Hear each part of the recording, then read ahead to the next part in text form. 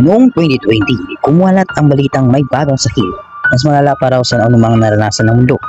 Lahat ay natakot, nagsuot ng mask, nagkulong sa bahay at sumunod sa mga patakaran ng gobyerno. Pero ang totoo, hindi ito sakit. Isa itong eksperimento. Ako si Lander, siyang dating medical intern sa ospital kung saan ako nag-volunteer. May kakaibang nangyayari. Tuwing gabi, may dumadating na truck na puno ng mga pasyenteng unconscious. Sabi nila biktima raw ng sakit. Pero nang minsang naglakas loob akong sumilip, wala silang sintomas. Tulog lang, tahimik pero may marka sa batok. Parang na-injeksyonan ng kung ano. Ilang linggo pa, napansin ko ring nawawala ang ilang doktor.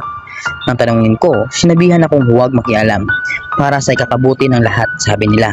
O isang gabi, nakatanggap ako ng file mula sa isang nurse, mga dokumento ng Project Kalinisan or Project Cleanliness.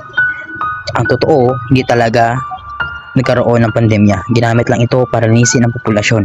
Yung mga taong hindi kapaki-pakinabang daw ay aalisin. Pinapatay sila.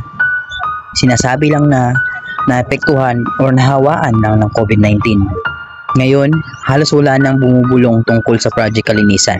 Pero gabi-gabi naririnig ko pa rin sa labas ang tunog ng sirena at mga hakbang ng taong naka-PPE suit kumakatok sa mga bahay ng sunod-sunod ng mga pasyente.